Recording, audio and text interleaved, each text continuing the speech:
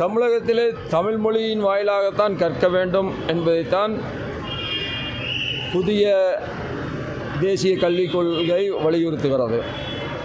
நம்முடைய தமிழகத்தில் தமிழிலே கல்வி கற்பது என்பது அநேகமாக மறைந்து வருகிறது.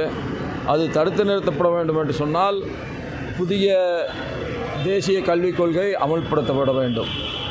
அதில் மும்மொழி கொள்கை என்று வருகிற பொழுது மூன்றாவது மொழியாக நீங்கள் எந்த மொழியை வேண்டுமானாலும் கற்றுக்கொள்ளலாம்.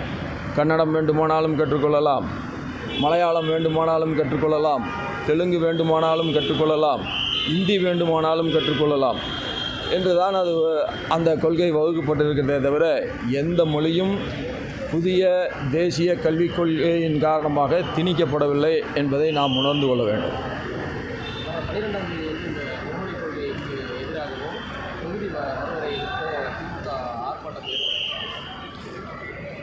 தமிழகத்தை பொறுத்தவரையில் எல்லாமே அரசியலாக்கப்படுவது என்பது சாதாரணமான விஷயமாக நடைபெற்று வருகிறது.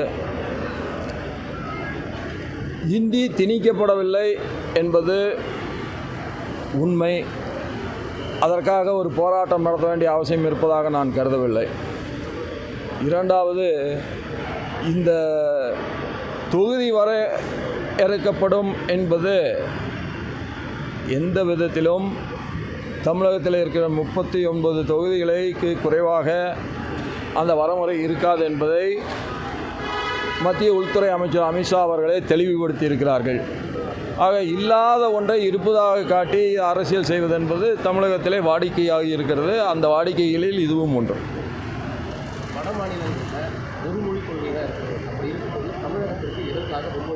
எங்கே ஒரு மொழி அவர்களை தமிழைத்தான் கற்றுக்கொள்ள வேண்டும் எப்படி நாம் சொல்ல முடியும்? இந்தியை தான் கற்றுக்கொள்ள வேண்டும் என்று சொல்லாத ஒரு அரசாங்கம் தமிழை மட்டும்தான் கற்றுக்கொள்ள வேண்டும் என்று சொல்ல முடியாது. தமிழை கற்கின்ற விரும்புகின்றவர்களுக்கு தமிழ் மொழி அங்கே கற்றுக் தரப்படும். பிற மொழிகளை கற்றுக்கொள்ள வேண்டும் என்று நினைப்பவர்களுக்கு பிற மொழி கற்றுக் தரப்படும். தமிழகத்தில் மும்மொழி கொள்கையை அமல்படுத்தக்கூடிய ஒரு கட்டாயத்தை பாஜக கொண்டு வரும்போது வட மாநிலங்களில் ஏன் கொண்டு வர மாட்டேங்குது? எல்லா இடங்களிலும் புதிய தேசிய கல்விக் கொள்கை என்று வருகிற பொழுது அது தமிழகத்திற்கு மட்டும் வருவதில்லை, எல்லா மாநிலங்களுக்கும் வரும். எல்லா மாநிலங்களிலும் இந்த கொள்கை தான் பின்பற்றப்படும். ஏன்னா பீகாரியன் அந்த மாதிரி தமிழ் கண்டிப்பாக தேவைப்படுது. அவங்க நிறைய பேர் தமிழகத்தில் படைப்பு நடத்துகிறாங்க.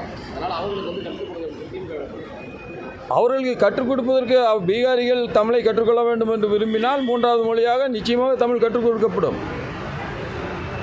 அவர்கள் மீது திணிக்கப்பட முடியாது. அதுபோல தான் இங்கே எப்படி நாம் இந்தியை திணிக்கக்கூடாது என்று சொல்கிறோமோ அதுபோல் பிற மொழிகளையும் யார் மீதும் எந்த மொழியையும் யார் மீதும் திணிக்கப்படக்கூடாது என்பது தான் புதிய தேசிய கல்விக் கொள்கை.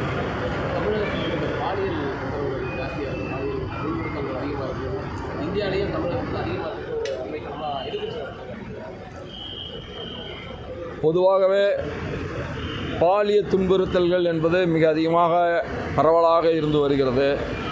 இதற்கு அடிப்படையான காரணம் போதைப் பொருளுக்கு இளைஞர்கள் அடிமையாவது தான்.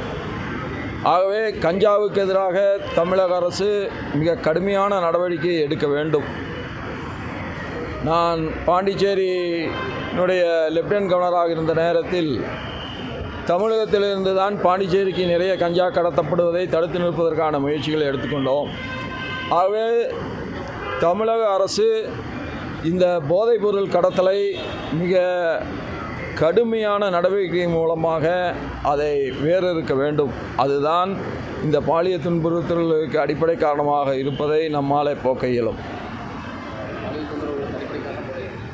பாலிய தொந்தரவுகள் எங்கே வருகிறது? பாலிய தொந்தரவுகள் பெரும்பாலும் போதைக்கு அடிமையான இளைஞர்களிடத்தில் இருந்துதான் வருகிறது. தான் என்ன செய்கிறோம் என்று தெரியாதவர்கள் அல்லது எதையாவது செய்ய வேண்டும் என்கின்ற உணர்வு தூண்டப்படுகிற பொழுது அவர்கள் அந்த தவறை செய்கிறார்கள். ஆகவே இந்த கஞ்சாவை முற்றிலுமாக ஒழிக்கப்பட வேண்டும்.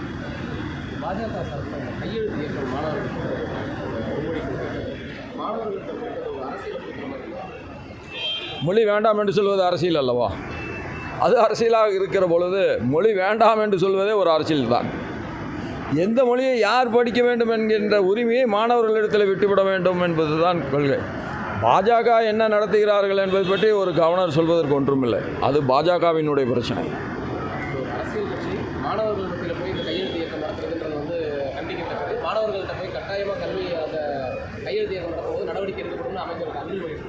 நீங்கள் மறுபடியும் ஒன்றை திருப்பி சொல்கிறீர்கள்.